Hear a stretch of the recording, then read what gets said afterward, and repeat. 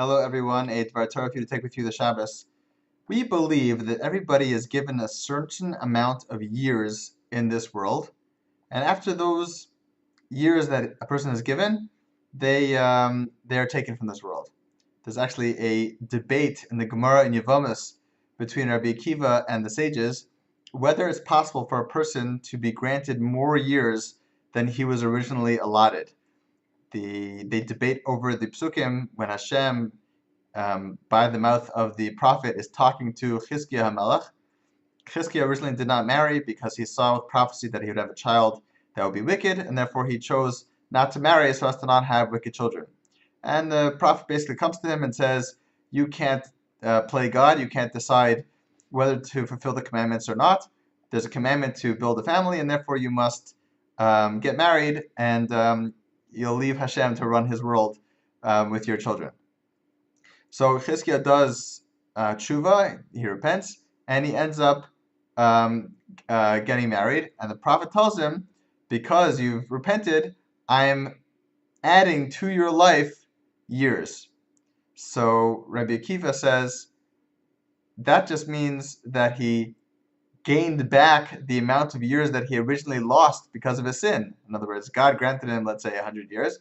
Because of his sin, he would have been killed at 60. So Hashem said, oh, you did tshuva? Okay, fine, I'll give you back the 40 that you almost lost.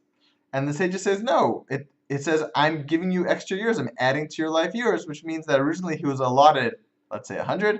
And now, because you've been so righteous, I'm going to give you more. I'm going to give you extra 40. There is such a debate whether it's possible to get more or not. At the beginning of our Parsha, the Torah tells us that Sarah Imenu lived 127 years. These were the years of Sarah, which the commentators are bothered by, because if you just said Sarah lived 127 years, then obviously those were the years of Sarah. What does it mean why does it repeat it? These were the years of Sarah. So the Rabbi Yaakov Kamenetsky writes that Rashi comments in the first pasuk, why is the death of Sarah put right after the story of the Akedas Yitzchak, of the binding of Isaac? Because when Isaac was being bound, the Satan came to Sarah and showed her, basically told her that he was about to be slaughtered, and she died from fear or of sadness from that moment.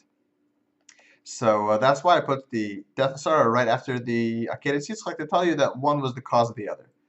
So the question the commentators ask is, what do you mean? If Sarah wasn't supposed to die, she had no sin, so how could the Satan have the permission to go ahead and kill Sarah? Not only that, how could Hashem do tell Avram to go and bind Yitzchak if that was going to cause Sarah to die?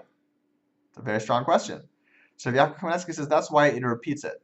That's why it repeats, these were the years of Sarah. In other words, Sarah lived 127 years, and those 127 years were the years that were given to Sarah from the very start. Her quota that she was given at birth was 127 years. Now, at the end of your quota, there are many ways you can go. You can go with old age, you can go with sickness, you can go by falling off a cliff, by getting in a car accident.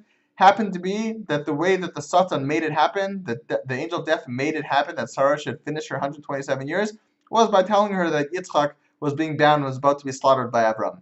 But you should know that there was no cruelty, there's no extra permission given to the angel to take Sarah before her days, and there was no cruelty on Hashem's behalf to command Abraham to take Yitzchak, with the side effect of making Sarah pass away, because she was going to pass away on that date anyway. And that was the verse telling us that Sarah lived 127 years, and those were exactly the days allotted to Sarah from the very beginning. Have a great Shabbos.